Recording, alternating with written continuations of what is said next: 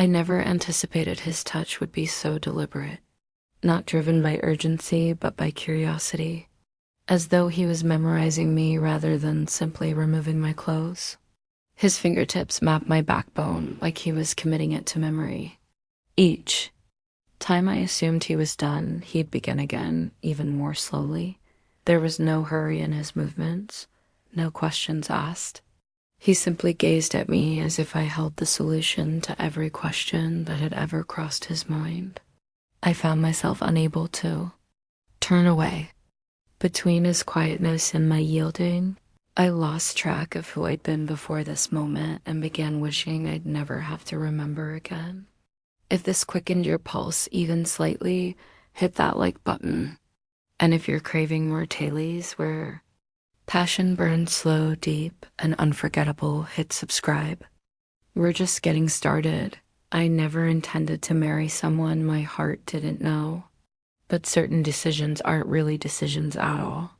They're commitments you make with your entire being, hoping your emotions will eventually follow. The sharp morning breeze arrived on that third Thursday in October. I recall it clearly because my tea wouldn't brew correctly. The leaves drifted aimlessly, as if they'd lost their purpose. Mother was humming once more, an unfamiliar melody, yet her voice, fragile and weathered, wound through our kitchen like rising steam.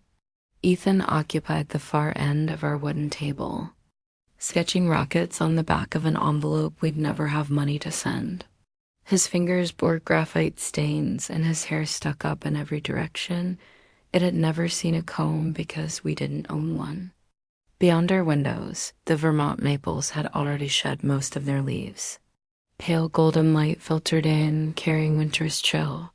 I filled 2 mismatched cups with tea and set one before her, moving carefully to avoid startling her trembling hands. Her grip had grown weaker recently. Some mornings she couldn't remember which season surrounded us. Did father enjoy tea like this? I asked, already knowing her answer. Coffee was his preference, she whispered, squinting in my direction. Always said tea was meant for ladies and ministers. We both chuckled softly. The sound felt healing, but then her gaze drifted toward the window, as if something outside might provide all the answers. The knock arrived just past 9 o'clock. 3 brief raps. Not frantic, yet not particularly courteous either. I dried my hands on my apron and pulled. Opened the door. A gentleman in a black overcoat stood on our porch. His shoes gleamed like they belonged in some distant city. The way he gripped his briefcase suggested it contained more life than he did. Grace Whitmore? Yes. My name is Mr. Denham. I represent Mr. Elliot Ashcroft. I'd never encountered that name before, but Ashcroft carried a weight I couldn't comprehend, like marble statuary, impressive but untouchable. I've been asked to discuss a personal matter on Mr. Ashcroft's behalf. We settled in our living room. He kept his coat on. His voice carried the texture of contracts and procedures as he outlined the proposal. Mr. Elliot Ashcroft, CEO of Ashcroft Enterprises, was prepared to eliminate our family's remaining debt, clear the lien against our property, and cover all expenses for my mother's medical treatment. In return, I would become his wife for 12 months. No media attention, no expectations beyond appearances and attendance. This wasn't romance, this was commerce. Yet even commerce felt like salvation when you're drowning in bills and watching your mother's hands shake just to hold a spoon. Why? I asked up. Mr. Denham clasped his hands together. Years ago, your grandfather, Walter Whitmore, mentored the Ashcroft family patriarch. This arrangement honors a promise made between gentlemen who valued integrity above convenience. I studied the lace edge of our tablecloth. And Mr. Ashcroft agrees to this arrangement. He initiated it that evening. Sleep evaded me. I sat on our porch, listening to the night settle around us, heavy and hushed. Mice scurried beneath the floorboards. The kettle inside ticked as it cooled. In my palm rested a small silver ring, tarnished with age, my mother's wedding band, which she'd given me at 16. This isn't for any man, she had told me. It's for your own promise to remember who you are, even when you forget what you want. I turned it over in my hand until dawn began warming the porch railings. By morning, my decision was clear. I sat beside my mother, her eyes distant, her tea growing. Cold. I'm leaving, I said gently, for New York. She blinked slowly, distantly. To marry someone I don't know, I continued. So Ethan can keep creating his drawings and you can keep your view. Her hand reached for mine then, trembling but still warm. You always carried your father's quiet bravery, she said. I couldn't tell if she was seeing me or someone else, but I accepted the words anyway. The train station reeked of diesel and yesterday's coffee. I stood on the platform carrying a canvas, bag, a borrowed coat, and one silver ring tucked against my chest. I'd never traveled beyond Montpellier, never sat in first class, never faced a future I hadn't chosen with such calm determination. But something about the train's rhythm steady certain quieted the fear inside me. I watched through the window as Vermont slipped past in yellows and reds and endings. And I told myself, you aren't being sold, you're being sent. Like a letter from someone who still believes in hope. And perhaps, just perhaps, someone will read you the way you were meant to be read. That I chose not to wear white not because I lacked faith in it, but because nothing about that day felt like a beginning. It seemed more like a moment I'd stumbled into by accident, too late to retreat, too polite to object. The dress was pale blue, simple cotton with a hem I'd sewn myself. My boots were clean but scuffed. I wore my mother's ring on a chain beneath my collar, a promise around my neck, not on my finger. The ceremony occurred in a marble chamber at the Ashcroft family estate in upstate New York, though it resembled less an estate and more a courthouse. Designed by someone who'd forgotten what happiness looked like. The ceilings soared too high, the windows gleamed too cleanly, and the silence pressed too heavily. Only 5 people attended. Elliot Ashcroft, myself, Mr. Denham, a justice of the peace, and a woman in gray who stood in back as if counting minutes instead of memories. Elliot stood beside me tall, stern, impossibly composed. His suit was charcoal, his eyes the color of cold steel. He didn't smile. He didn't even glance my way until the officiant spoke my name. Then, and only then, he looked at me, not with affection, not even curiosity. It was the gaze of a man, fulfilling a contract, measuring weight rather than meaning. Do you, Elliot James Ashcroft, take Grace Elise Whitmore? His voice remained steady when he said, I do. Mine nearly wavered, but I managed. I do. The moment passed like morning mist here, then gone. We signed the papers. I tucked my hands into my dress folds, and Elliot nodded once before walking away.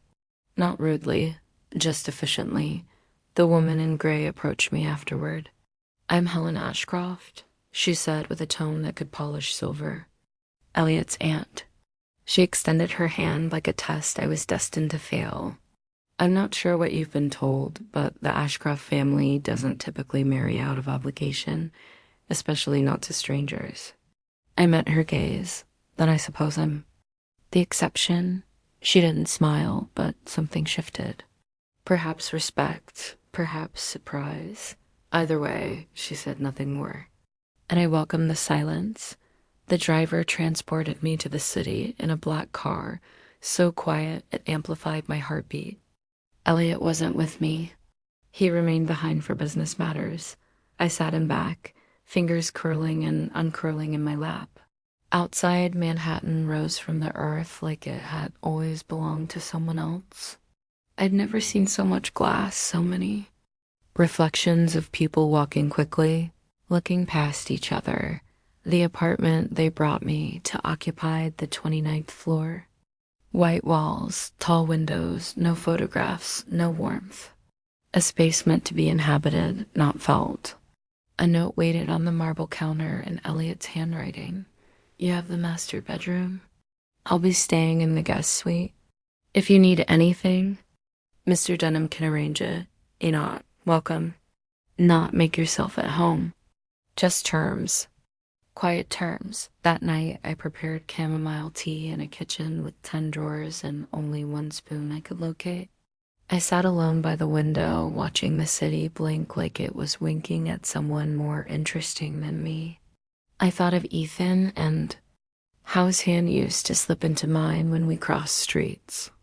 I thought of Mother and how she used to hum while brushing my hair. And I thought of Elliot not as a husband, but as a man who wore silence like a second skin. The next morning, I woke before sunrise. The bed was too soft, the air too still. I wandered the apartment barefoot, cautiously. In the living room, a bookshelf lined one wall, filled with leather-bound volumes and unreadable spines. On the side table sat a photograph of Elliot with a man I assumed was his father. Same eyes, same jaw, but the man was smiling. Elliot was not. When I reached the kitchen, I found a small note taped to the refrigerator. Don't forget to eat. Eat 3 words, 4 if you count the initial. But they landed somewhere inside me. I made toast. I drank tea, and I reminded myself, you are not a prisoner. You are a promise. And promises, I believed, held power. If not to change the past, then maybe to rewrite what comes next. The first time I heard him laugh, it wasn't because of me. It was because of Ethan. 3 days into the marriage that wasn't, I mailed my first letter home. I didn't write about the silence or how the marble floors echoed my footsteps like I didn't belong. I didn't write about Elliot either. Not because there was nothing to say, but because I didn't yet understand what there was. Instead, I told Ethan to send me a joke every week, just like we used to write them on the backs of grocery receipts. For Mom, silly, terrible jokes. 3 days after I mailed that letter, a reply arrived. Ethan's crooked handwriting sprawled across the envelope. Inside, what do you call a dinosaur with an extensive vocabulary? A thesaurus. I smiled. I laughed. A little. And for some reason, I left it on the kitchen counter. That night, Elliot came home late. I heard the click of the front door, the soft thud of his shoes, the creak of a drawer opening. I didn't go out to greet him. We hadn't spoken since the wedding, not beyond polite nods and notes stuck to the fridge. But in the morning, the joke was gone. And in its place, I found a sticky note on the counter. He's got potential. That was how it started. Not with candlelight, not with confessions, but with a child's joke passed like a message in a bottle. I'd begun to notice things. How Elliot always adjusted the blinds at exactly 7:03 a.m., never earlier. How he folded his newspapers down the middle twice before reading. How he spoke to the staff, not cruel, not kind, just distant. Like every word was a transaction. The apartment had 2 floors. He lived upstairs. I lived below. We weren't lovers. We weren't strangers. We were somewhere in between. And that was harder than either dot. One night, I climbed the stairs. Not out of rebellion, just curiosity. The guest suite I'd been given was pristine but unlived in. I wondered if his world was any different. The upper floor was quiet but not empty. Books, vinyl records, a photo of a dog now gone. I didn't touch anything. I almost left until I saw the letters. A bundle of them tucked neatly into a leather folder beside his desk. The name on the top one stopped me cold. Walter Whitmore. My grandfather. I had never seen his handwriting before. He died when I was 5, but the letters were unmistakably his strong cursive with flourishes at the tail of every Y, all addressed to Elliot's grandfather, then to Elliot himself. One lay open, dated just before my grandfather passed. If I ever fail to repay what your family gave mine, let it be my granddaughter who restores the balance. She has more sense than I ever did and more heart than the whole of Wall Street. I set the letter down like it was glass. That's why Elliot married me. Not for pity, not for convenience, for a promise two old men made decades ago. A final ledger to balance. I should have felt used. Instead, I felt necessary. As though I were part of something much older than both. Of us. I heard the door open. I turned. Elliot stood at the threshold, hair damp, shirt sleeves rolled. He didn't look surprised to see me there. I didn't mean to intrude, I said quickly. You were looking for answers. His voice wasn't sharp, not warm either. Just matter dash of dash fact dot. I stepped back. I shouldn't have. He shook his head.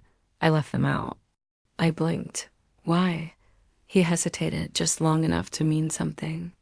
Because you deserve to know that this arrangement wasn't about rescuing you. It was about honoring someone I respected. More than most men I've ever met. My throat tightened. I nodded. He'd be honored. He looked at me then. Really looked, not through me, not around me. You're a lot like him, I smiled quietly. That's the best thing anyone said to me this year. He walked past me, opened the cabinet, and pulled out a small ceramic dish. Then he did something that surprised me more than anything so far. He offered it to me. Inside 2 sugar cubes. For your tea, he said. It was the smallest kindness, but it cracked something open in me. Something I didn't know I was holding so tightly shut that night. I couldn't sleep again. Not out of fear, just restlessness. I made my way to the kitchen and found the tea already steeping. A sticky note waited beside the mug. Try Earl Grey tonight. It's better for thinking. I smiled. For the first time since arriving in Manhattan, I didn't feel invisible. I felt seen, if only a little, if only by the man upstairs. There's a certain kind of silence that only comes at dawn. Not absence of sound, but something deeper. A hush that presses against windows and settles into the seams of walls. In Vermont, it smelled like dew and chimney smoke. In Manhattan, it smelled like dustless air and faint coffee from the penthouse above. I had just poured my second cup of tea when I heard it. A melody, thin, wandering. It drifted down the stairwell like someone had opened a door to the past and let it float out. I stood still, not breathing. It wasn't a familiar song. Not exactly. But the tune stirred something buried so deep I almost didn't recognize it until I did. My mother used to hum it while cooking. Always when she made potato soup. Always just before a storm. It wasn't a real song. Just a few notes of rhythm older than memory. I followed the sound without thinking. Up the stairs, through the glass corridor, toward Elliot's side of the apartment. The music stopped before I reached the door. I waited, not softly. No answer.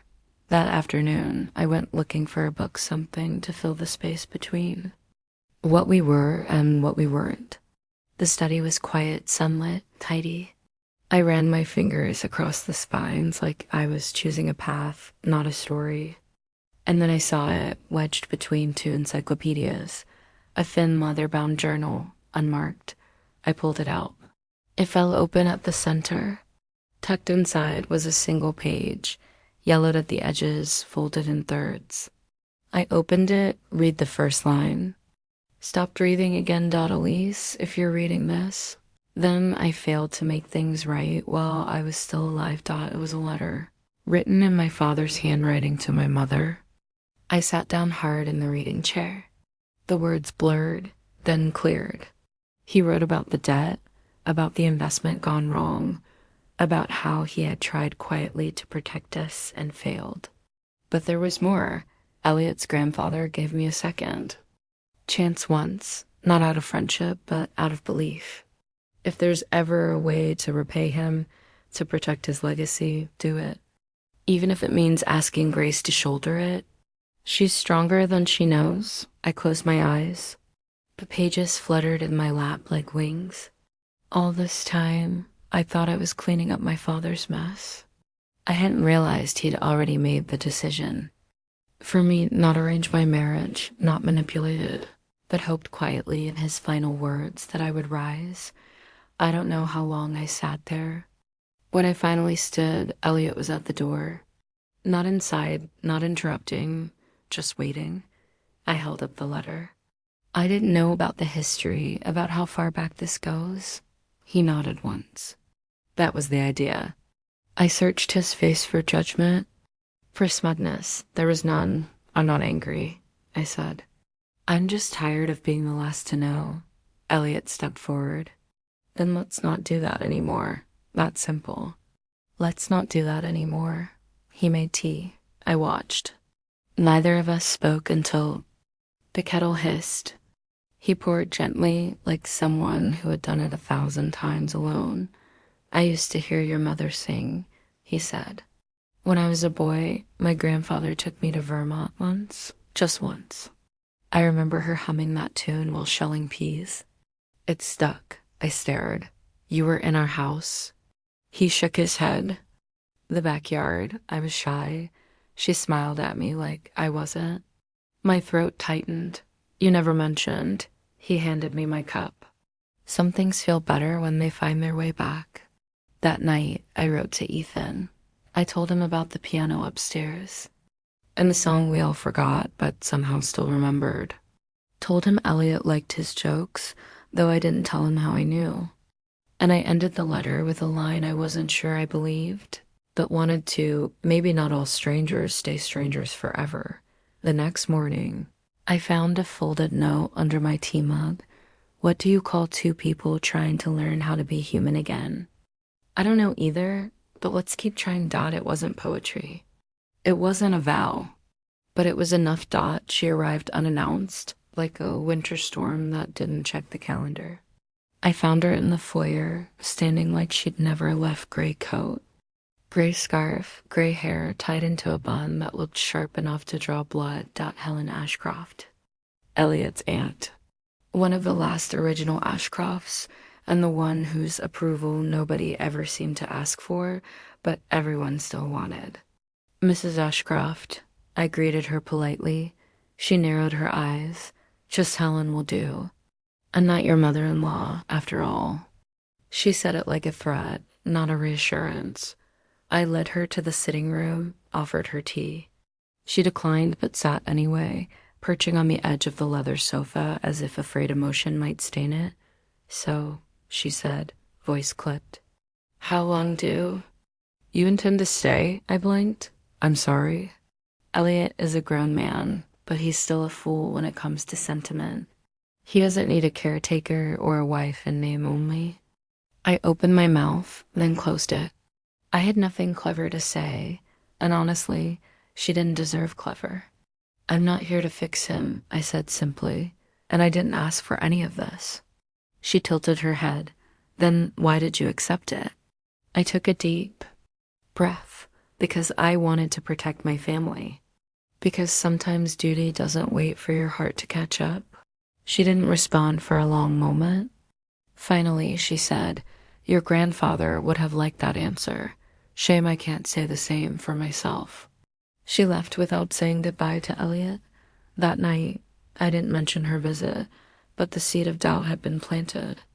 And Helen, of all people, knew exactly where to dig. A week later, while organizing the lower shelves in Elliot's office, I stumbled upon a document wedged beneath a drawer, a printed copy of an alternate will, unsigned but recent.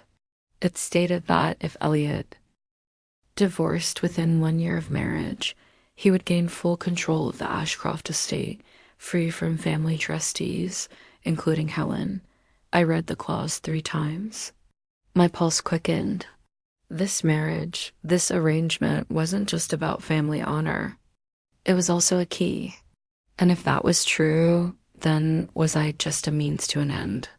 Had every cup of tea, every note, every soft glance been strategy? I felt cold, then hot. The ring around my neck suddenly felt like a noose. I left the apartment before dusk, no coat, just motion. I walked through the city like it could explain something, but the lights didn't blink any answers, and the wind didn't offer comfort. I ended up at a bookstore 3 blocks down. The owner gave me a cup of tea, and I sat in the corner and tried not to cry. But it wasn't sadness I felt. It was humiliation, the kind that burns deeper when you've started to care. When I returned home past midnight, the apartment was dark, but there was something new on the kitchen counter. A thick envelope, my name written in Elliot's hand. Inside, a bundle of letters, each one addressed to my mother, each one dated before our wedding. I read them, one short, polite, awkward. Elise, I know Grace doesn't know me. She has every reason to say no. But if she does agree, I want to know what makes her laugh, what books she likes, how she takes her tea. Is there a song she hums without realizing it? I remember you used to sing by the back fence. I never forgot that melody. I'm not trying to buy her. I'm trying to be someone she can stand beside, not just out of duty, but eventually. Maybe something more. My breath caught, my hands shook. This wasn't manipulation, it was preparation. Not for control, but for care. I found him on the rooftop, leaning against the railing, suit jacket off, sleeves rolled, tie loosened. He didn't look up when I approached, just said, "Did you read them?" "Yes." A long pause. "I found the unsigned will," I added. He nodded. "Helen drafted it. I never filed it." I turned to him, the city sprawling behind us like a broken mosaic. "Why? Didn't you tell me?" "Because I didn't want to scare you or give you another reason to think I was using you. I figured if you stayed, I wanted it to be because you chose to, not because I needed you to." My eyes burned, not with tears, but with realization. You could have said something. He turned, looked at me, really looked. I'm not great at saying what matters, but I've been trying to show you. Then, for the first time, he stepped closer. Not imposing, not demanding, just near. "If you wanted to go," he said quietly, "I won't stop you. But I hope you stay." I looked down, then up again. "I never wanted to be someone's obligation," I whispered. "You're not," he said. "You're the first thing that's felt like a choice." That night, I placed the bundle of letters beside my bed.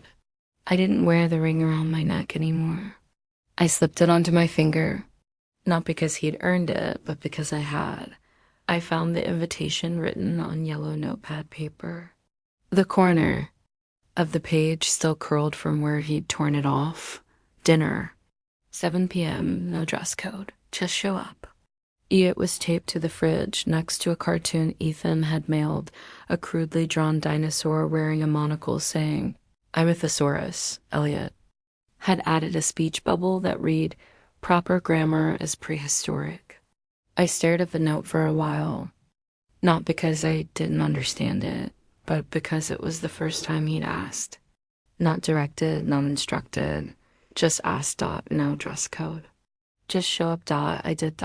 At 7:02 p.m., I walked up the stairs to the top floor of the penthouse. The lights were warm, dimmed just enough to soften the sharp edges of the modern dining room. The table wasn't set by a caterer or assistant.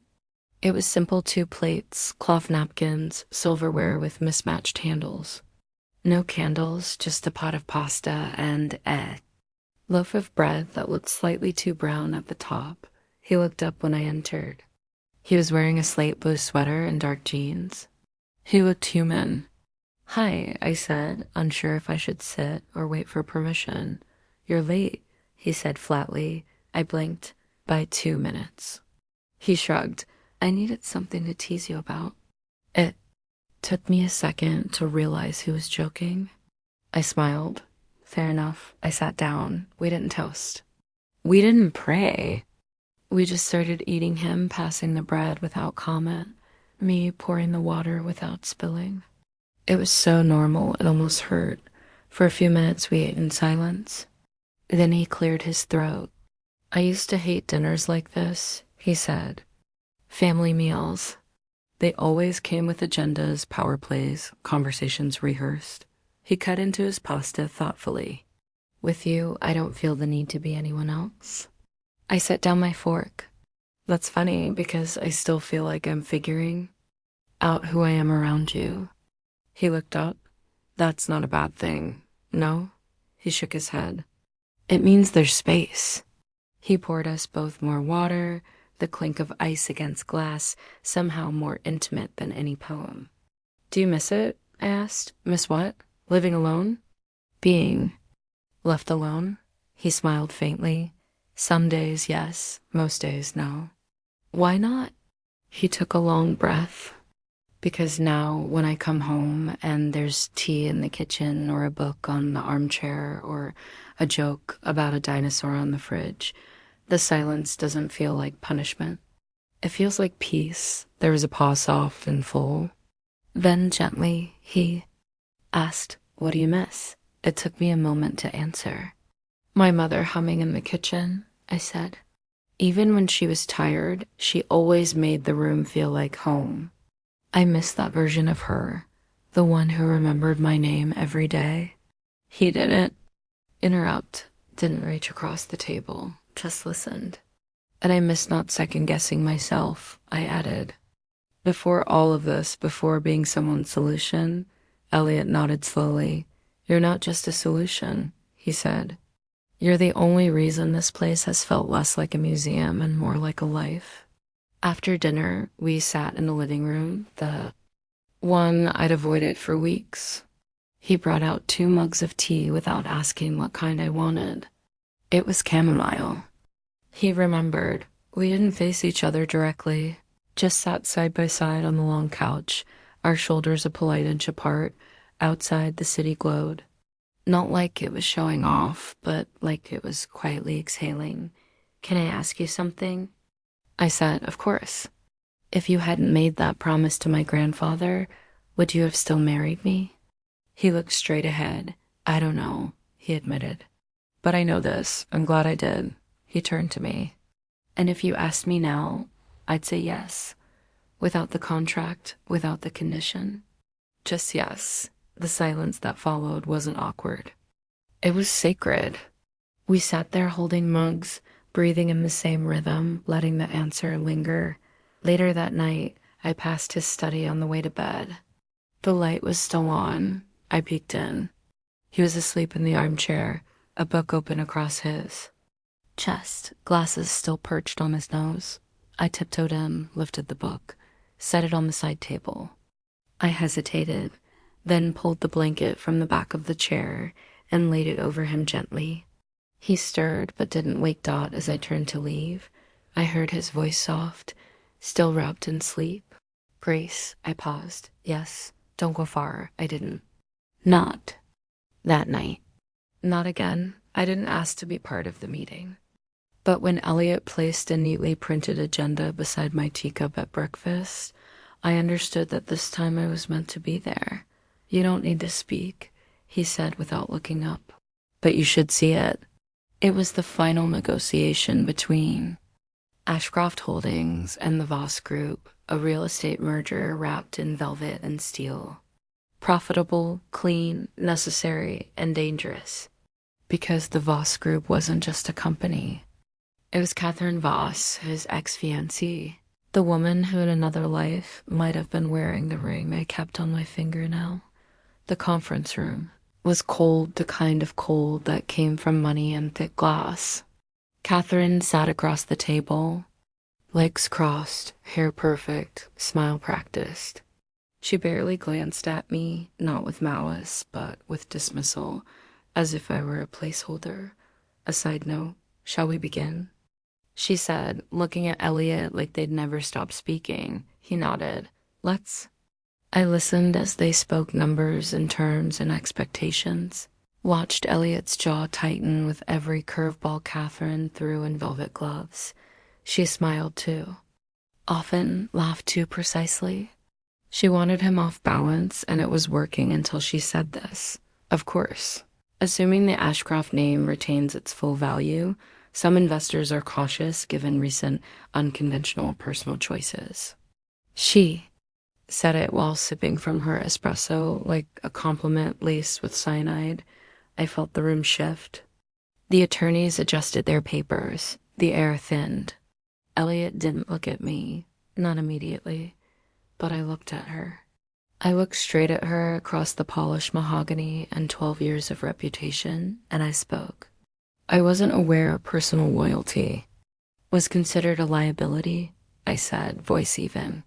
Unless, of course, it's the kind of loyalty that holds up under pressure. That's the kind we're offering. The room fell quiet. Catherine blinked. The smile slipped just slightly. I wasn't done. Elliot Ashcroft may be many things, I continued, but he doesn't play fast and loose with promises. Not to investors, not to employees, and not to me. That may not be the standard these days, but it's a standard some of us still recognize. Catherine folded her hands, her nails tapping once against the table. And you are? She asked, voice like silk that had been through one too many winters. I met her gaze, held it. I'm Grace Ashcroft, I said simply. And that name isn't going anywhere. I don't remember if Elliot smiled in that moment. I only remember the stillness, the way everyone paused like something had clicked into place, like someone had stopped being invisible. The meeting continued differently. She didn't call him Elliot again. She called him Mr. Ashcroft. She didn't call me anything, but that was all right. She didn't need to. That evening, Elliot poured wine. Not champagne, not a celebration, just acknowledgement. You didn't have to speak, he said, leaning against the kitchen counter. I know. You didn't speak for me. No, you spoke for yourself. I turned toward him. I think I was speaking for both of us. He nodded slowly. It mattered. I know. A pause. Thank you, he said. It wasn't performative. It wasn't romantic. But it landed deeper than both. Later, I found a note tucked into my book. The name fits you. I just hope I can earn it back every day. That night, we didn't talk about Catherine, or mergers, or anything sharp. We talked about music, about the way I hated elevators and he hated cucumbers. He told me he'd once tried to build a birdhouse as a boy and ended up nailing it to the wrong side of the tree. I was trying to give it a better view, he said, grinning. Crookly, I laughed real and full. For the first time in weeks, we were still two people with pasts and scars and silences. But that night, we sat side by side on the sofa, not waiting for anything to happen, just glad that it already had. Contract expired on a Sunday. There were no countdowns, no legal emails, no celebratory toast, just the morning.